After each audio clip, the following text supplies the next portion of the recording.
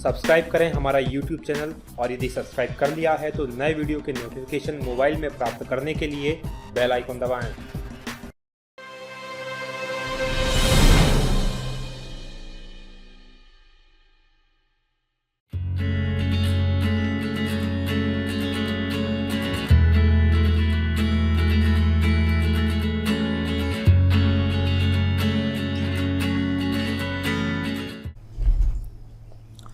साथियों नमस्कार, बहुत स्वागत है आपका D&K एकेडमी के वीडियोस में। मैं हूं भगवत दांगी, फाउंडर D&K एकेडमी। बात करेंगे आज हम सामान्य प्रबंधन की, और सामान्य प्रबंधन का जो टॉपिक है वो समग्र सामाजिक सुरक्षा विस्तार अधिकारी की जो परीक्षा होने वाली है व्यापम के द्वारा, उसमें पूछा जा रहा है। इससे पहले लेबर इंस्पेक्टर की जो परीक्षा हुई थी उसमें ये पूछा गया था, तो बहुत इंपॉर्टेंट है क्योंकि हो सकता है आने वाली जो व्यापम की और भी परीक्षाएं हैं उनमें इसको शामिल किया जाए, इस पेपर को। तो बहुत ध्यान से आप इस पूरी वीडियो को देखें। देखिए, इस वीडियो में हमने बात की है सामान्य प्रबंधन की अवधारणा की, यानी कि कॉन्सेप्ट की, और उसकी विशेषताओं के बारे में। क्या आखिर प्रबंधन होता क्या है, उसकी विशेषताएं क्या होती हैं। ये जो हमने वीडियो तैयार किया है ये पिछली जो पेपर हुआ था लेबर इंस्पेक्टर, क्योंकि जो समग्र सामाजिक सुरक्षा विस्तार अधिकारी है इसके पेपर का सिलेबस और लेबर इंस्पेक्टर के पेपर का सिलेबस सेम ही था, तो इसीलिए हमने ये वीडियो जो तैयार किया है वो लेबर इंस्पेक्टर के पेपर के मानकों को ध्यान में रखकर किया है। यानी कि हमने जो लेबर इंस्पेक्टर का पेपर हुआ था उसका विश्लेषण किया, और उसका विश्लेषण करने के बाद ही ये वीडियो तैयार किया, ताकि जो उसके अंदर जो प्रश्न पूछे गए थे वो सब के सब जो है इस सीरीज़ में हम कंप्लीट कर सकें। तो बहुत ध्यान से इस वीडियो को देखिएगा। ये हमारी पहली वीडियो है और इस पूरी वीडियो की PDF आपको जो मिल जाएगी, फ्री में मिल जाएगी। आप PDF को डाउनलोड कर पाएंगे। उस PDF को डाउनलोड करने के लिए आपको हमारी वेबसाइट www.dkmpsc.com को विज़िट करना होगा, और यहाँ पर विज़िट करके आप जो PDF है प्राप्त कर सकते हैं। इसके अलावा आप हमारा फेसबुक पेज DKMPSC एकेडमी को भी लाइक कर लें ताकि आपको अपडेट्स मिलते रहें। तो चलिए शुरू करते हैं। देखिए, सामान्य प्रबंधन की बात करें तो सबसे पहले हमें ये समझना होगा कि यानी कि प्रबंधन यानी कि मैनेजमेंट आखिर होता क्या है। देखिए, व्यवसाय और संगठन के संदर्भ में, संदर्भ का मतलब ये होता है जिसके बारे में हम बात कर रहे हैं। तो दो बारे में हम बात कर रहे हैं। व्यवसाय यानी कि कोई बिजनेस कर रहा है, या कोई संगठन है, कोई राजनीतिक संगठन है, कोई आर्थिक संगठन है, कोई सामाजिक संगठन है। तो इनके संबंध में जो प्रबंधन या मैनेजमेंट का अर्थ होता है उपलब्ध संसाधनों का दक्षतापूर्वक तथा प्रभावपूर्ण तरीके से उपयोग करते हुए लोगों के कार्यों में समन्वय करना, ताकि लक्ष्यों की प्राप्ति सुनिश्चित की जा सके। तो यहाँ चार चीज़ें जो इंपॉर्टेंट आई है। पहली जो चीज़ है संसाधनों का दक्षतापूर्वक। संसाधनों का दक्षतापूर्वक से मतलब है ये है कि किसी भी संगठन के पास, किसी भी बिजनेस में कोई व्यक्ति है जो बिजनेस कर रहा है, तो उसके पास ये व्यवस्था होनी चाहिए कि जो उसके पास संसाधन है, जो रिसोर्सेस हैं, उनका वो मैक्सिमम यूज़ कर सके। ठीक है, तो और प्रभावपूर्ण तरीके से यूज़ कर सके, मतलब उसके पास संसाधन है उनका यूज़ हो सके। फिर जो कार्य कर रहे हैं उन लोगों के बीच में समन्वय हो, और ये समन्वय ऐसा हो कि लक्ष्यों की प्राप्ति हमें हो सके। तो ये है बेसिकली प्रबंधन मतलब इस चीज़ को देखता है कि जो संसाधन है उसका मैक्सिमम यूज़ हो रहा है, लोगों के बीच में समन्वय है, और हमारा जो उद्देश्य है वो प्राप्त हो रहा है नहीं हो रहा है, ये देखने काम करता है प्रबंधन के अंतर्गत आयोजन का मतलब होता है प्लानिंग। देखिए, किसी भी चीज़ को करने से पहले उस चीज़ की प्लानिंग बहुत ही ज़रूरी होती है। तो सबसे पहले तो जो प्रबंधन होता है वो आयोजन यानी कि प्लानिंग करता है कि आखिर चीज़ें कैसे होंगी। फिर दूसरा जो इम्पोर्टेंट चीज़ होती है वो संगठन का निर्माण होता है, यानी कि एक ऑर्गेनाइजेशन बनाने का काम होता है कि ये चीज़ कैसे होगी। फिर स्टाफिंग का मतलब ये होता है कर्मचारी वगैरह की नियुक्ति की जाती है जो कि उसको काम को करेंगे। फिर नेतृत्व करना मतलब जो कर्मचारी नियुक्त किए गए हैं उन लोगों को लीड करना, उनको डायरेक्शन देना कि आखिर उन्हें काम कैसे करना है, और संगठन अथवा पहल का नियंत्रण करना आदि आते हैं। देखिए, फिर डायरेक्शन दे दी, फिर उनको नियंत्रित करना है, उनको डायरेक्शन देना है कि चीज़ें कैसे चलती रही। तो प्रबंधन इन सब चीज़ों को एक तरह से करता रहता है। तो ये जो है प्रबंधन होता है। संगठन भले ही बड़ा हो या छोटा हो, लाभ के लिए हो या गैर लाभ वाला हो, सेवा प्रदान करता हो अथवा विनिर्माण करता हो, प्रबंधन सभी के लिए आवश्यक है। देखिए, कोई फर्क नहीं पड़ता। एक घर के अंदर भी एक मैनेजमेंट होता है, और जिस घर के अंदर अच्छा मैनेजमेंट होता है वो घर वहाँ की जो चीज़ें होती हैं बहुत व्यवस्थित तरीके से होती है। जहाँ कोई मैनेजमेंट नहीं होता ना, वहाँ सारी चीज़ें प्रॉब्लम हो जाती है। देखिए, तो ये एक इम्पॉर्टेंट चीज़ है कि संगठन जो है वो भले ही छोटा है बड़ा है, कोई लाभ कमाने के लिए है या कोई एनजीओ टाइप है जो गैर लाभकारी है, कोई सर्विस प्रोवाइड कर रहा है जैसे हॉस्पिटल होते हैं, स्कूल्स होते हैं, या कोई मैन्युफैक्चरिंग है, विनिर्माण करता है, कोई कारखाना है, तो इन सभी के लिए प्रबंधन आवश्यक होता है क्योंकि ये एक समान उद्देश्य की पूर्ति के लिए कार्य करते हैं। प्रबंधन इसलिए आवश्यक है कि व्यक्ति सामूहिक उद्देश्यों की पूर्ति में अपना श्रेष्ठतम योगदान दे सके। देखिए, किसी भी संगठन की बात करें, उसका एक लक्ष्य होता है, उसका एक उद्देश्य होता है, उसमें विभिन्न लोग काम करते हैं। जब ये बहुत सारे लोग सामूहिक यानी एक लक्ष्य की पूर्ति में के लिए लगे होते हैं तो सभी को अपना जो होता है सर्वश्रेष्ठ देना होता है, तो उसी के लिए प्रबंधन काम करता है। प्रबंधन में पारस्परिक रूप से संबंधित वह कार्य सम्मिलित है जिन्हें सभी प्रबंधक करते हैं। मतलब जो मैनेजर करता है वो सारे के सारे काम प्रबंधन के अंदर आते हैं, प्रबंधन के अंदर शामिल किए जाते हैं। चलिए, प्रबंधन की परिभाषाओं की बात करें तो पूर्वानुमान करना पहली चीज़, योजना बनाना दूसरी चीज़, संगठन बनाना तीसरी चीज़, आदेश देना और समन्वय करना ही प्रबंधन है। ये किसने कहा? हेनरी फेलो ने। हेनरी फेलो ने कहा कि भाई पूर्वानुमान करें कि चीज़ें कैसे होंगी, फिर योजना बनाएं कि आखिर उनको हमें कैसे बनाना है, उसके लिए संगठन बनाएं, फिर संगठन को आदेश दें और फिर उन लोगों के बीच में समन्वय करें, और यही है एक प्रबंधन यानी कि management. To management is to forecast and to plan, to organize, to command, to coordinate and to control, और यही जो है ये है मैनेज या मैनेजमेंट। देखिए, प्रबंध जो होता है परिवर्तनशील पर्यावरण में सीमित संसाधनों का कुशलतापूर्वक उपयोग करते हुए संगठन के उद्देश्यों को प्रभावी ढंग से प्राप्त करने के लिए दूसरे से मिलकर उनके माध्यम से कार्य करने की प्रक्रिया है। और ये किसने कहा? क्रीटनर ने। इन्हें कहा कि जो परिवर्तनशील पर्यावरण का मतलब होता है कि जो दुनिया होती है वो लगातार चेंज हो रही है। ध्यान दीजिएगा, ये पर्यावरण इन्वायरमेंट से संबंधित नहीं है, ये पर्यावरण है कि दुनिया में जो चेंजेस आ रहे हैं उसके हिसाब से, खासकर अर्थव्यवस्था में, लोगों के बिहेवियर में। तो जो प्रबंधन होता है या प्रबंध होता है वो इन जो परिवर्तनशील पर्यावरण है इसके अंदर जो सीमित संसाधन उसके पास है, जो रिसोर्सेस उसके पास है, उनका मैक्सिमम यूज़ करें, फिर उसका यूज़ करते हुए जो संगठन के उद्देश्य है, मतलब जिस लिए संगठन बना है, उन उद्देश्यों को प्राप्त करने के लिए सब एक दूसरे के साथ मिलकर कार्य करें, और यही है प्रबंधन। प्रबंध यह जानने की कला है कि क्या करना है और उसे करने का सर्वोत्तम सुलभ तरीका क्या है। तो F.W. टेलर साहब ने ये परिभाषा दी। तो ये तो परिभाषा ही हुई प्रबंधन की। आपको, मुझे आशा है कि आपको ये समझ में आ गया होगा। अब हम प्रबंधन की अवधारणा यानी कि कॉन्सेप्ट समझेंगे, यानी कि प्रबंधन को और थोड़ा डिटेल में समझने की कोशिश करेंगे। देखिए, प्रबंध शब्द एक बहुप्रचलित शब्द है जिसमें सभी प्रकार की क्रियाओं के लिए व्यापक रूप से प्रयुक्त किया जाता है।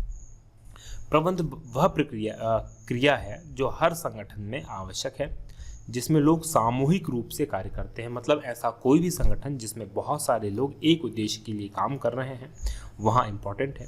संगठन में लोग अलग अलग प्रकार के कार्य करते हैं लेकिन सभी समान उद्देश्य को पाने के लिए कार्य करते हैं। देखिए, एक ऑफिस होता होगा या एक फैक्ट्री है तो वहाँ एक मैनेजर है, वहाँ वर्कर्स हैं, सुपरवाइजर्स हैं, तो ये लोग अलग अलग काम कर रहे हैं। लेकिन काम क्यों कर रहे हैं? क्योंकि उनको आखिर में एक माल तैयार करना, एक गुड तैयार करनी है। तो ये एक समान उद्देश्य है लेकिन सभी अलग अलग कार्य कर रहे हैं। और प्रबंधन क्या करता है? इन्हीं कार्यों के बीच में जो है उनको समन्वय करता है। प्रबंधन लोगों के प्रयत्नों, समान उद्देश्यों को प्राप्त करने के अंदर दिशा प्रदान करता है। इस प्रकार से प्रबंध देखता है कि कार्य पूरे हों, पहली चीज, लक्ष्य प्राप्त किए जाएं अर्थात प्रभाव पूर्णता, कम से कम साधन और न्यूनतम लागत पर हो। देखिए, प्रबंध क्या करता है कि पहली चीज तो कि जो हमने उद्देश्य चुना वो उद्देश्य प्राप्त हो जाए। दूसरा, उसमें कम से कम साधन लगे यानी कि न्यूनतम लागत लगे, हमारे रिसोर्सेज कम लगे और उसमें हम मैक्सिमम आउटपुट प्राप्त कर सकें। तो मिनिमम इनपुट और मैक्सिमम आउटपुट प्राप्त कैसे कर सके, ये काम होता है प्रबंधन का यानी मैनेजमेंट का। अतः प्रबंधन को परिभाषित किया जा सकता है कि यह उद्देश्यों को प्रभावी ढंग से दक्षता से प्राप्त करने के कार्यों को पूरा करने की प्रक्रिया है। यहाँ कुछ ऐसे शब्द हैं जिनका वर्णन विस्तार से आवश्यक है। तो ये शब्द कौन कौन से हैं? एक तो प्रक्रिया क्या है, दूसरा प्रभावी ढंग का क्या मतलब है, और तीसरा पूर्ण क्षमता से क्या मतलब है। चलिए अब इसको हम समझते हैं। प्रक्रिया से मतलब यह है, प्रयुक्त प्रक्रिया से अभिप्राय है प्राथमिक कार्य अथवा क्रियाएं जिन्हें प्रबंध कार्यों को पूरा कराने के लिए करता है। मतलब वो काम, वो इम्पॉर्टेंट बेसिक काम जो कि प्रबंध का जो प्रबंध होता है या प्रबंधन होता है उनको पूरा कराने के लिए करता है, वो कहलाती है प्रक्रिया। दूसरा, जैसे ये कौन कौन से कार्य हो सकते हैं, जैसे नियोजन। नियोजन का मतलब होता है योजना बनाना, संगठन बनाना, नियुक्ति करने यानी कि स्टाफ नियुक्त करना, उनको निर्देशित करना, नियंत्रित करना। तो इन सब चीज़ों के बारे में बात की जाए, उसमें हम बात करेंगे। तो ये सारी चीज़ें होती हैं जो कि एक संगठन की प्रक्रिया में होती है, यानी कि पहले स्तर पर ये चीज़ें होती हैं। फिर दूसरा होता है प्रभावी अथवा कार्य को प्रभावी ढंग से करने का वास्तव में अभिप्राय दिए गए कार्यों को संपन्न करना है। ध्यान दीजिएगा, अब प्रभावी कार्य को प्रभावी ढंग से काम करने का मतलब ये है कि जो कार्य सौंपे गए हैं, जिस प्रक्रिया के द्वारा कार्य सौंपे गए हैं उनको पूरा करना है। प्रभावी प्रबंधन का संबंध सही कार्य को करने, क्रियाओं को पूरा करने, उद्देश्यों को प्राप्त करने हैं। सही दूसरे शब्दों में इसका कार्य अंतिम परिणाम प्राप्त करना है, मतलब काम हो जाए, ये इसको देखना है। तीसरा है कुशलता, जो इम्पोर्टेंट है। कुशलता का अर्थ है कार्य को सही ढंग से न्यूनतम लागत पर करना। ऐसा नहीं कि कार्य करने में हमें उससे हमें जो इनकम प्राप्त होगी वो 5,000 रुपये प्राप्त होगी और उसके ऊपर हमने खर्च कर दिए 10,000 रुपये, तो ये कुशलता नहीं होगी। मतलब हम 2,000 रुपये में 10,000 रुपये का काम कर रहे हैं, ये कुशलता है। तो कुशलता का अर्थ है कार्य को सही ढंग से न्यूनतम लागत पर करना। इसमें एक प्रकार का लागत लाभ विश्लेषण तथा आगत तथा निर्गत के बीच संबंध होता है। लागत लाभ विश्लेषण का मतलब है कि जितनी लागत लगी उससे ज़्यादा लाभ हो और जितना हमने चीज़ों को लगाया उससे ज़्यादा हम प्राप्त कर जाएं, ये इसके बीच में संबंध होता है। यदि कम साधनों का मतलब होता आगत का मतलब होता साधन का उपयोग कर अधिक लाभ यानी कि निर्गत प्राप्त करते हैं तो हम कहेंगे कि क्षमता में वृद्धि हुई है। तो यहाँ दो शब्द, आगत का मतलब होता है साधन जो हमने रिसोर्सेस लगाए हैं, निर्गत का मतलब होता है वो लाभ जो हमने प्राप्त किया है। चलिए, क्षमता में वृद्धि होगी यदि उसी लाभ के लिए अथवा निर्गत के लिए कम साधनों का उपयोग किया जाए एवं कम लागत व्यय की जाए। तो क्षमता में वृद्धि कब होगी, जैसे कि जो लाभ प्राप्त कर रहे हैं, यानी कि हम अगर 10,000 रुपये कमा रहे हैं तो आज अगर उसे 5,000 रुपये में 10,000 रुपये कमा रहे हैं, यानी 5,000 रुपये हमने इन्वेस्ट किए तब 10,000 कमाए। अगर कल हम उसी 5,000 की जगह 3,000 इन्वेस्ट करके 10,000 कमा सकते हैं, यानी कि लाभ के लिए हमने क्या किया, साधनों का उपयोग कम किया, तो क्या हो जाएगी, ये जो होगी क्षमता में वृद्धि कहलाएगी। आगत साधन वे होते हैं जो किसी कार्य विशेष को करने के लिए आवश्यक धन, माल उपकरण और मानव संसाधन हो, वो आगत होते हैं। क्योंकि आपको कोई भी कार्य करना तो उसके लिए आपको पैसा चाहिए, साथ में उसके उपकरण चाहिए, माल चाहिए और लोग चाहिए उस कार्य को करने के लिए। स्वाभाविक है कि प्रबंध का संबंध इन संसाधनों के कुशल प्रयोग से, क्योंकि इनमें लागत कम होती है और अंत में लाभ में वृद्धि होती है और यही प्रबंधन का कार्य होता है। चलिए, अब बात करेंगे प्रबंधन की विशेषताओं के बारे में और ये बहुत इंपॉर्टेंट है प्रबंधन की विशेषता। देखिए, कुछ परिभाषाओं के अध्ययन के पश्चात हमें कुछ तत्वों का पता लगता है जिन्हें हम प्रबंधन की आधारभूत विशेषताएं कहते हैं, यानी कि प्रबंधन की कैरेक्टर्स जिसे हम कह सकते हैं। पहले ही जो इम्पॉर्टेंट चीज़ है कि प्रबंध एक उद्देश्यपूर्ण प्रक्रिया है। देखिए, किसी भी संगठन के कुछ मूलाधार उद्देश्य होते हैं जिनके कारण उसका अस्तित्व है। ध्यान दीजिएगा, प्रबंधन वही होता है जिसका कोई उद्देश्य हो। कोई भी संगठन जो बनता है, जैसे आप जहाँ बैठ के पढ़ रहे हैं, जिस स्कूल से या जिस कॉलेज से आपने पढ़ाई की, तो उसका एक उद्देश्य था कि आपको पढ़ाई करें, या अगर आप कहीं जॉब कर रहे हैं तो उस कंपनी का, या किसी ऑफिस में, सरकारी ऑफिस में जॉब कर रहे हैं तो उस सरकारी विभाग का एक उद्देश्य है कि लोगों को सर्व करना। तो जो प्रबंध होता है वो यही कार्य करता है। यह उद्देश्य सरल और स्पष्ट होने चाहिए और प्रत्येक संगठन के उद्देश्य भिन्न होते हैं। उदाहरण के लिए एक फुटकर दुकान का उद्देश्य बिक्री बढ़ाना हो सकता है, लेकिन दी स्पार्टिक सोसाइटी ऑफ इंडिया का उद्देश्य होता है विशिष्ट आवश्यकता वाले बच्चों को शिक्षा प्रदान करना। तो ये अलग अलग उद्देश्य होते हैं अलग अलग लोगों के, ये आपने समझा। प्रबंधन जो होता है संगठन के विभिन्न लोगों के प्रयत्नों को इन उद्देश्यों की प्राप्ति हेतु एक सूत्र में बांधता है। तो यानी कि जो मैनेजमेंट होता है कि जो लोग बिखरे हुए हैं वो एक ही उद्देश्य को प्राप्त करना चाहते हैं, उन लोगों को एक सूत्र में बांधने का काम प्रबंधन करता है। फिर प्रबंधन सर्वव्यापी है। सर्वव्यापी का मतलब यूनिवर्सल। देखिए, संगठन चाहे आर्थिक हो या सामाजिक या फिर राजनीतिक, प्रबंध की क्रियाएं सभी में समान ही हैं। देखिए आर्थिक अगर संगठन है तो वहाँ भी मैनेजमेंट की आवश्यकता होती है। कोई सामाजिक संगठन है तो वहाँ भी मैनेजमेंट की आवश्यकता होगी। जैसे किसी जाति विशेष का संगठन है या किसी धर्म विशेष का संगठन है। यदि कोई राजनीतिक पार्टी है तो वहाँ भी संगठन, वहाँ एक अध्यक्ष होगा, वहाँ कार्यकर्ता होंगे, निचली श्रेणी के कार्यकर्ता होंगे और अलग अलग उनके फिर नाम अलग अलग चेंज हो जाते हैं। बाकी जो उनका मूल काम होता है वो सभी जगह एक जैसा होता है। जैसे एक पेट्रोल पंप के प्रबंधन की भी उतनी ही आवश्यकता है जितनी एक अस्पताल अथवा एक विद्यालय के प्रबंधन की आवश्यकता है। तो ये इसकी विशेषताएं हैं। चलिए प्रबंधन सर्वव्यापी में बात करें तो भारत में प्रबंधकों के जो कार्य हैं वह यूएसए, जर्मनी अथवा जापान में भी होगा। वहाँ इन्हें कैसे करते हैं यह भिन्न हो सकता है। जैसे भारत में कोई अलग तरीके से कर रहा है, यूएसए, जर्मनी, जापान में अलग तरीके से कर रहा है। देखिए करने के तरीके भिन्न हो सकते हैं और ये भिन्नता उनकी संस्कृति, रीति रिवाज, इतिहास की भिन्नता के कारण हो सकती है, लेकिन काम वो एक ही कर रहे हैं, मैनेजमेंट। प्रबंध जो होता है बहुआयामी होता है। आयाम का मतलब क्या होता है कि जिस चीज़ को बहुत सारी चीज़ें मिलकर बनाती है वो बहुआयामी होती है। देखिए प्रबंध एक जटिल प्रक्रिया है जिसके 3 पूरक परिमाण हैं जो इस प्रकार हैं। तो 3 परिमाण कौन कौन से हैं? एक है कार्य का प्रबंध जो इम्पोर्टेंट है। देखिए सभी संगठन किसी न किसी को कार्य को करने के लिए होते हैं, ये हम बात कर चुके हैं।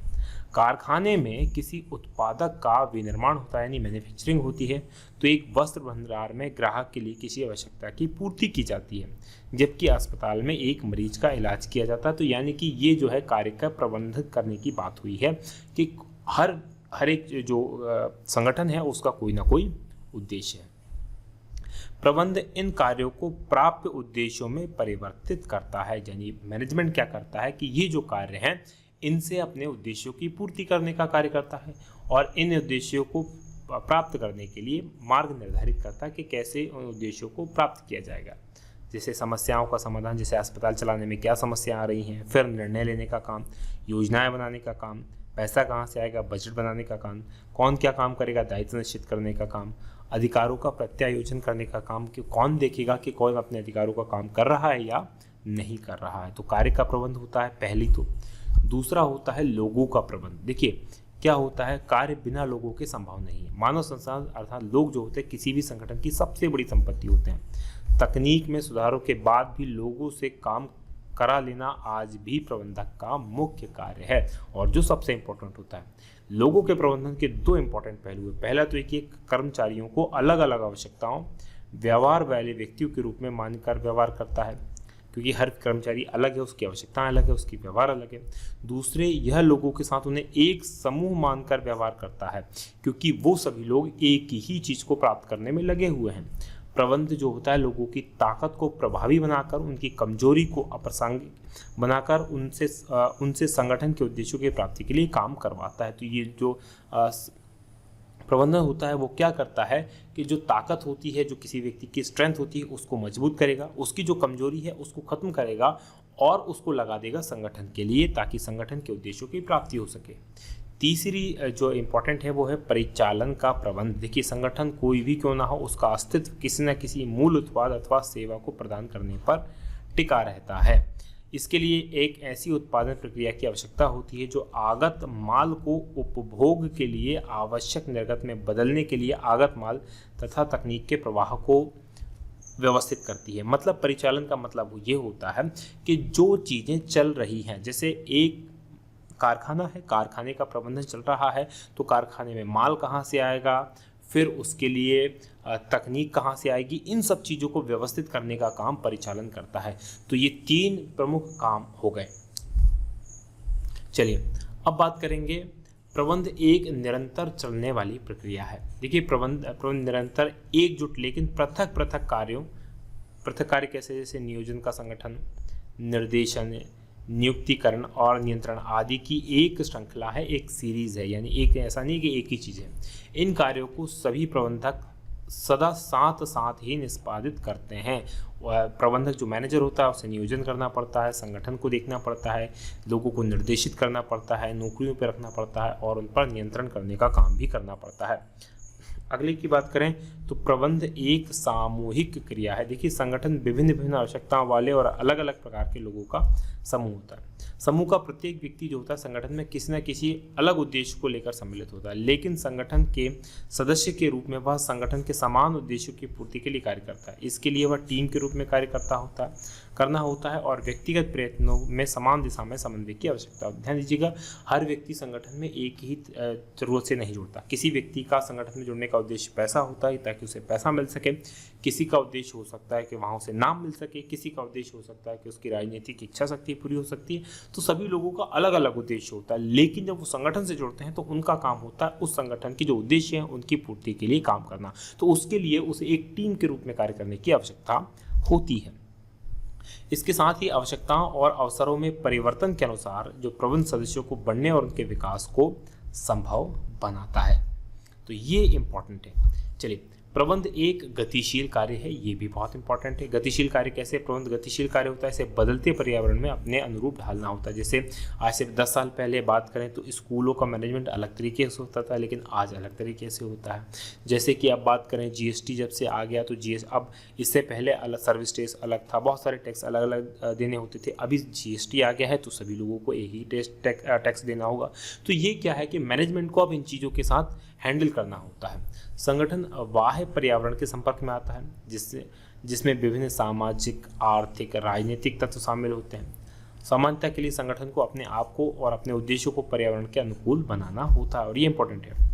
प्रबंध एक अमूर्त शक्ति है। देखिए, प्रबंध एक अमूर्त शक्ति है। अमूर्त मतलब दिखाई नहीं देती कि यहाँ प्रबंधन है, लेकिन संगठन के कार्यों के रूप में उसकी उपस्थिति को अनुभव किया जा सकता है। संगठन के प्रबंध में प्रभाव का जो मान होता है वो योजनाओं के अनुसार लक्ष्यों की प्राप्ति, प्रसन्न एवं संतुष्ट कर्मचारी के स्थान पर व्यवस्था के रूप में होता है। तो ये जो होता है यहाँ से पता चलता है कि लक्ष्यों की प्राप्ति हो रही है या नहीं हो रही है, जो कर्मचारी हैं वो संतुष्ट हैं या नहीं हैं। तो ये सारी विशेषताएं हैं प्रबंधन की। आशा है कि ये वीडियो आपको पसंद आया होगा। यदि आपको वीडियो पसंद आए तो आप इसे लाइक करें, शेयर करना बिल्कुल ना भूलें और हमें कमेंट करके ज़रूर बताएं कि इस सीरीज़ को हम आगे बढ़ाएं या नहीं बढ़ाएं। यदि आप हमें कमेंट करते हैं तो यकीन मानिए हम इस चीज़ को और आगे बढ़ाएंगे और इसी तरह के बहुत सारे वीडियोस आपके लिए लाते रहेंगे। ये जो आपके कमेंट्स होते हैं हमें मोटिवेट करते हैं और भी अच्छा करने के लिए। तो आज की बात करेंगे हम यहीं समाप्त। आप देख रहे थे D&K अकेडमी, जो है नंबर 1 GK चैनल। बहुत बहुत धन्यवाद। जय हिंद, जय भारत।